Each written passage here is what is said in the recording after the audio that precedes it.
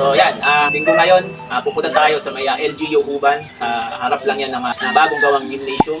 Titipita tayo ng DTI Huban para mag-display ng ating mga farm produce. Nakaready na yung mga produkto natin na nilalagay na natin dito sa ating tricycle. So dediretso na tayo dun sa LGU Huban. So tara!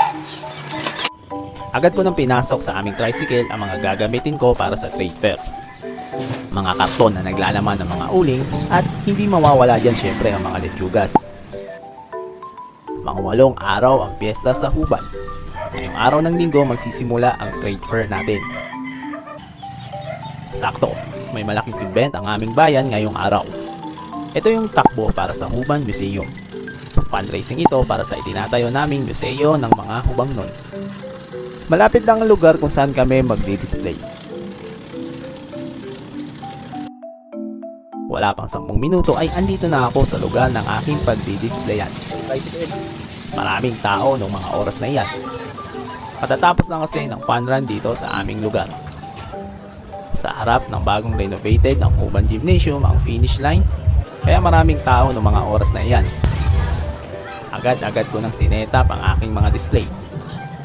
At maya-maya lamang habang busy tayo mag-setup ay dumating na ang ating kaibigan mula sa Huban Municipal Agriculture Office.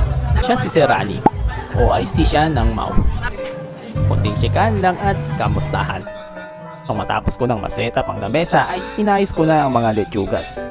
Bali 20 cups na lechugas ang dinala ko ngayon. Sana makabenta tayo mamaya. So ito po pala ang itsura ng ating pwesto. So, konti lang yan kasi ang purpose lang naman natin ngayon is ipakilala na meron na nagpo-produce dito sa aming bayan ng mga lechugas at briquette. Tamang note lang ako sa harapan kasi nagsimula na pala ang programa. Maya-maya lamang matapos ang ribbon cutting ay dumating bigla ang aming mayor dito sa bayan ng Huban. Siya po pala si Mayor Rohel Botox Ulieros. Binisita niya ang ating booth at pinaliwanag ko ang aking mga farm produce. Wala akong magandang video na kinakausap ko siya. Pero may picture naman ako sa kanya. Bali, after nyan ay marami na rin silang binili sa ating booth. Panalo na kaagad tayo dahil hindi pa natatapos ang araw eh maganda na ang kinita natin. Medyo abala tayo mag-assist sa mga customer. Pinaliwanag natin kung ano ang ating mga ibinibenta. Kapag walang nabili ay tamang chika muna tayo sa mga kasama nating mga negosyante. Kinausap ko muna si Kuya Ben. Isa rin siya sa mga nagdi-display ngayong araw. Ang business niya ay gumawa ng mga tela. More details pa niyan maya-maya lamang.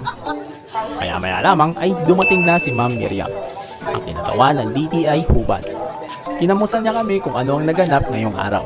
Siya pala din yung nag-imbita sa akin na mag-display ngayong linggo. Then ayun, tamang tambay lang buong maghapon. At natapos na rin ang day 1 ng ating trade fair.